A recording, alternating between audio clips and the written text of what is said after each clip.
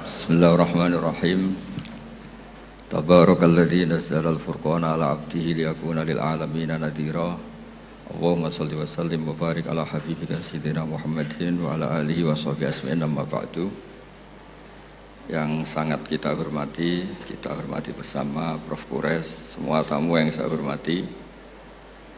Ini karena Pak Rektor sudah tawaduk, jadi tidak saya hormati. Tak apresiasi tawaduknya, karena di undangan itu rektor itu tulisannya Fathul Wahid, nggak ada profesornya, nggak ada doktornya, ini bener-bener tawaduk. Begini, jadi semuanya tamu yang saya hormati, ngaji bener-bener ngaji, ini bikin nervous narasumbernya.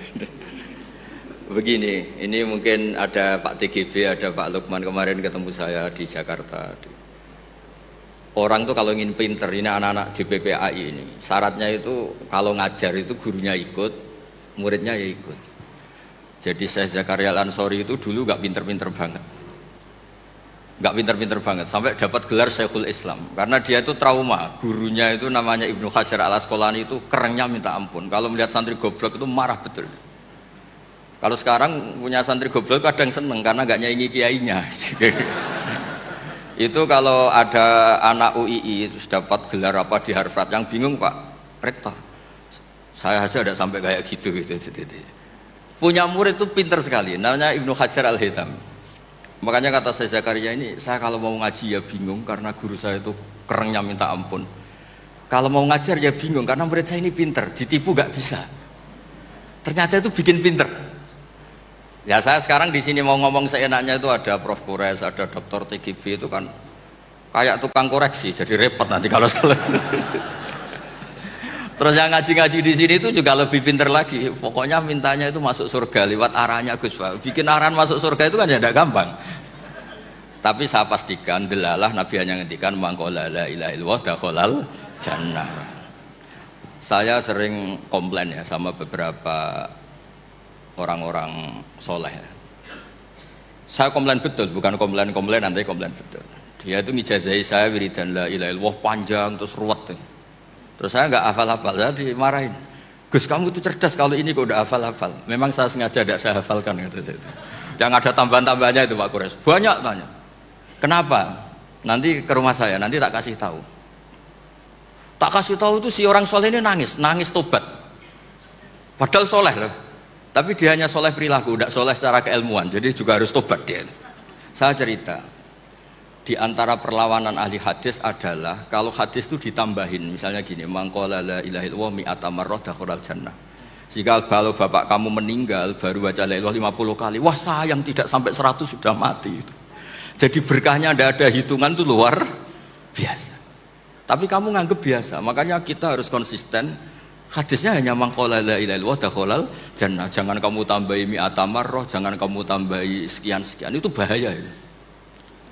Sehingga ketika ada hadis mangkana akhiru kalamihi la ilaha illallah, ditambahi akhir, orang yang akhir kalamnya la ilaha illallah dakhalal jannah, yang di akhir kata-katanya itu la ilaha illallah, perkataannya itu.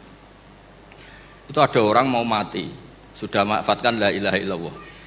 Tapi terakhir terus bilang, jangan lupa ya BPKB-nya ditebus. Itu anaknya susahnya itu minta ampun. Karena anaknya terus berpikir, Gus berarti akhiru kalami abi itu tidak la ilaha illallah tapi BPKB. Ini gimana ini? Saya sebagai kiai yang baik itu tak carikan referensi supaya yang BPKB ini ya masuk yang akhiru kalami. Ini cerita kebaikan saya di depan Pak Kores. Gak apa-apa cerita kebaikan. Daripada gak diakui mendingan diceritakan supaya itu. Tak cari, itu riwayatnya Abi Dawud dan beliau sendiri dalam menambahi akhiru kalami. Di riwayat yang lain itu gak ada akhiru kalami, cukup mangqala la ilaha illallah dakhalal jannah. Karena itu bikin keresahan, kata akhiru kalami itu bikin keresahan. Ada yang akhir kalamnya BPKB, sertifikat. Ada yang akhir katanya nasib-nasib, apalah, pokoknya banyak yang tidak akhiru kalami. Sehingga keilmuan hadis itu harus dijaga. Makanya kata Imam Muslim, Sahihain itu Bukhari Muslim.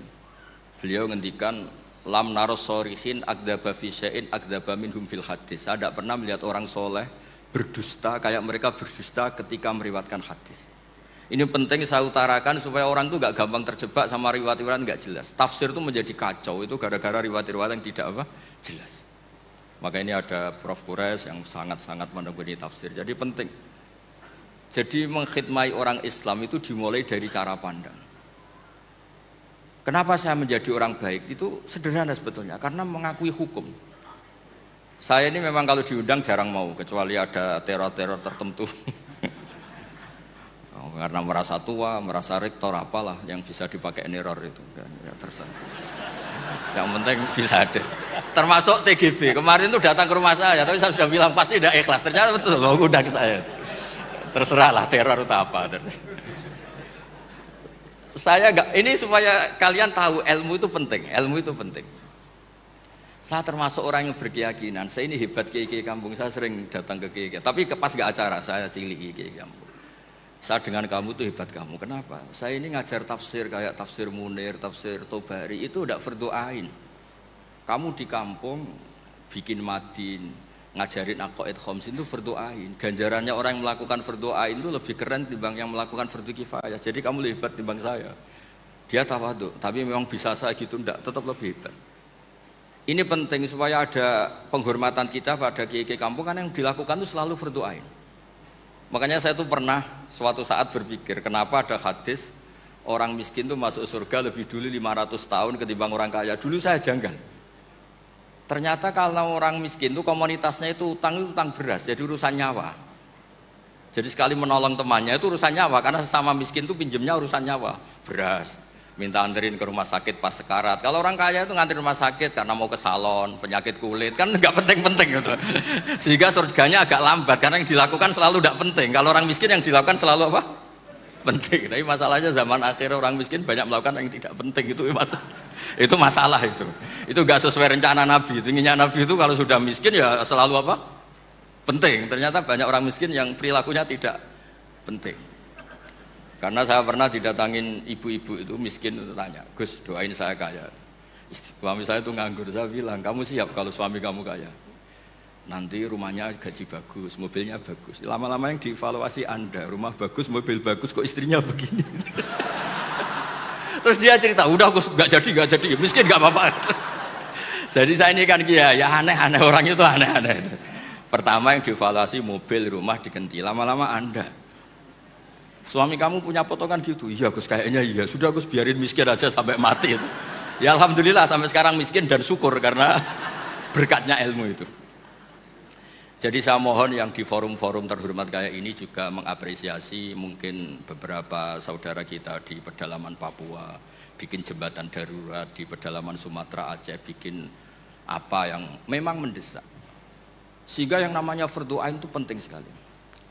Saya punya riwayat dari kitab Ibnu Hajar al-Asqalani tadi, gurunya saya Zakaria Al-Ansori. Ketika nanti di mahsyar dan secara lahir tek hadis, seorang lagi secara lahir tek hadis itu Allah itu nimbalin Rasulullah Muhammad dan Jibril. Berarti tiga, Allah, Jibril sama Rasulullah Muhammad.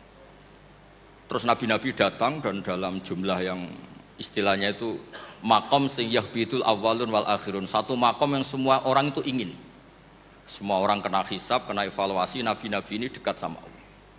Itu pertama yang dikatakan oleh Nabi matur ke Allah itu, ay Rabbi ibaduka abaduka fi atrofil ardi. Yang menyembah jenengan, yang mengesahkan jenengan tidak hanya kita. Orang-orang di pelosok, di pedalaman semuanya mengesahkan jenengan, semua mentahlilkan jenengan, semua mentasbihkan jenengan. Tidak yang sekedar di forum-forum kayak gini. Terus Allah bilang iya. Nah sekarang itu krisis keilmuan karena agama ini diambil oleh, ya bisa dikatakan hal-hal yang besar, kayak acara-acara yang besar apa. Meskipun ini pas acara besar, justru itu saya fair ngomong ini supaya sama-sama ingat. Jadi yang dikatakan agama itu nuroy yamsi bihi finnas, menjadi nur yang menyinari hati manusia. Bukan tentang ormas besar, masjid besar, kampus besar, itu bagian dari itu. Tapi ini bukan segala-galanya. Sehingga semua orang itu perasaan hubungannya dengan Allah itu privat, tidak diambil alih oleh ormas besar atau lembaga besar atau komunitas besar. Ini penting supaya orang itu merasa bagian dari hamba Allah. Makanya ada munajat, ada beberapa ibadah yang tidak disunatkan jamaah. Ini kan unik, Islam itu mengharuskan jamaah, tapi ada ibadah-ibadah yang malah tidak disunatkan jamaah, sehingga orang hubungannya dengan Allah itu asik. Terus kedua, ini terakhir nanti Pak Guras yang cerita panjang lebar. Perilaku ilmu itu di atas perilaku ibadah. Dulu Masjid Haram itu keren, tapi karena salah kelola, itu diisi berhala-berhala yang ingin dapat berkahnya Ka'bah. Jadi orang kafir itu unik, mensyirikkan Allah tapi dekat Ka'bah. Jadi percaya Ka'bah itu keramat, supaya Tuhan ini dapat berkah malah diletakkan pinggir apa? Ka'bah. Jumlahnya 360 berhala. Tapi di saat yang sama orang kafir itu jumawa, mereka ini orang-orang baik. Buktinya menjadi sadanatul bait, menjadi pelayan-pelayan Ka'bah. Nabi saat itu terpinggirkan, hanya sholat di Syi'bu Mina. Nabi dengan para sahabat itu makan daun, makan apa, dan sholat di Syi'bu Mina. Tidak di tempat yang terhormat, yaitu Al-Masjidil Haram. Ketika para orang kafir jumawa bilang, bagaimana Muhammad orang terhormat sementara dia ibadah saja di lereng-lereng gunung, sementara kita adalah sadanatul bait, kita adalah ahlu sikoyatil had. Ini supaya teman-teman yang nggak ditakdir jadi kayak Pak Lukman, Menteri Agama. Itu Menteri Agama itu ya repot. Dia agamanya formal, terus kayak Gus Bak tidak formal itu kan ya repot juga itu. Makanya saya ini nggak pati berani sama Menteri Agama. Nanti dia anggap Islam saya tidak formal itu. Terus Allah ngendikan aja'altum siqayatal haji wa imaratal masjidil haram kaman amana billahi wal yaumil akhir wa jahada. Allah itu bela Nabi. Jangan pernah pakai ukuran bahwa ibadah haji merawat Baitullah itu menjadi ukuran lebih baik. Ukuran lebih baik adalah ketika itu orang ibadah secara benar, yaitu tauhid.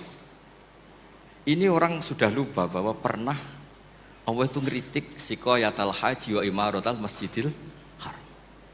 Makanya saya itu kalau ngelepas haji itu dulu sering ngelepas haji orang umroh. Sekarang kayaknya orang-orang trauma, karena saya kalau ngelepas haji itu begini. Kalau menurut hadis yang sering dipasang di BRI, di BNI itu al-hajjul mabrur laisa lahu jazaa'un illal jannah. Itu populer sekali hadis itu. Terus ini ngelepas orang haji, saya ngomong gini ngelepas orang haji. Tapi jenengan yang fakir sabar juga surga. Ibu-ibu nyabarin suami yang enggak jelas juga surga. Suami-suami yang nyabarin cerewetnya istri juga surga. Orang ingin haji enggak kesampaian tapi enggak ngomel-ngomel sama Allah juga surga. Kayaknya yang punya rumah itu kayak kecewa gitu. Terus saya bilang nggak tahu terus saya bilang jenengan angsal kecewa kalian kulo, yang saya takutkan tuh kalau Allah yang kecewa kata saya itu, karena saya diundang orang haji terus dalil-dalil haji yang lain ngenes karena nggak bisa haji kata saya itu. Ternyata betul. Hampir semua yang hadir itu ngapresiasi saya, Gus matur nuwun Gus. Biasanya kiai-kiai itu kalau diundang untuk haji, dalilnya haji terus bikin kita nelongso, bikin kita tersiksa karena kayak yang masuk surga itu yang haji saja kita ada masuk surga. Semenjak itu sudah terkenal, jangan undang Gus Bak kalau ngelepas haji kan. Saya itu punya kitab makalahnya Abdul Hasan Asyadili yang menjadi Thariqah Asyadili yang terkenal itu. La tansur ilmaka liyusaddiqakan nas walakin insur ilmaka liyusaddiqaka Allah. Kamu jangan pernah menyebarkan ilmu supaya diapresiasi manusia, tapi sebarkan ilmu supaya diapresiasi Allah Subhanahu wa taala. Makanya saya tetap, meskipun kata orang banyak saya ini kiai terkenal, saya itu merasa ibadah saya itu ikrar, mengakui fungsi-fungsi kiai yang di kampung-kampung. Mereka itu, saya pernah punya teman itu nyuwun sewu, gobloknya itu gak ketulungan. Dia itu kerja di tengah hutan, saya tidak tahu ilegal logging apa enggak, tapi kerjaan di tengah hutan. Dulu gak ada HP, saya disuratin, Gus gimana Jumatan di tengah hutan. Saya bilang, kamu kan pernah ngaji, kalau nggak kampung nggak apa, ada usah Jumatan, duhur saja. Masalahnya komunitas saya bilang, wong Jumat kok duhur, jadi mintanya Jumatan. Aduh, pakai surat karena dulu nggak ada telepon, nggak ada. Saya bilang ya nggak apa-apa Jumatan. Dia masih punya sisa-sisa ilmu. Katanya kalau nggak 40, nggak kampung, nggak wajib Jumatan. Kamu tadi minta Jumatan, sekarang nggak mau Jumatan, ini gimana? Wes toh Gus, saya ini kan terkenal bodoh, jadi itu kewajiban orang alim mikir itu, nggak kewajiban orang bodoh mikir itu.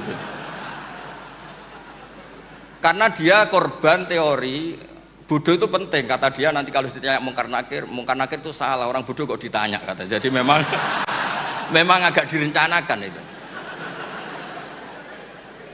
Jadi ya bodoh pinter akhirnya dia. Setiap tanya saya, masa kamu tidak bisa sendiri? Gunanya orang bodoh ya gini Gus, tinggal tanya katanya. Makanya yang hadir di sini juga penting itu. Tinggal minta resep Gus Bak, cara masuk surga, masuk sudah Gus Bak, masuk udah tidak penting, penting resepnya. Nah, akhirnya saya kan nyari-nyari gimana supaya ada Jumatan seperti itu. Nah ini yang terus saya bilang, kamu sama saya itu keren saya, keren kamu katanya. Kenapa Gus? Kamu nanti dikholi karena pendiri masjid. Makanya saya pernah cerita ini sampai kiai itu nangis. Orang tuh kalau kiai kampung itu pendiri masjid kadang dikholi. Kalau sudah kiai top itu bisa aja disangoni pakai uang kotak masjid kata saya itu. Ini bukan nyindir, bukan, supaya orang tuh ngerti lah. Jadi memang dulu Nabi itu penghormatannya sama orang yang melakukan fardhu ain itu luar biasa. Uwais Al-Qarni itu tetangganya sudah dosowan Nabi. Uwais Al-Qarni itu belum. Karena ibunya itu egoisnya minta ampun, nggak mau ditinggal, kemana-mana minta digendong. Tapi Nabi malah ngendikan khairul qurun Uwais Al-Qarni, orang terbaik tabi'in itu Uwais Al-Qarni. Umar kalau kamu ketemu minta, karena dia fanatik mengelola fardhu apa? Ain.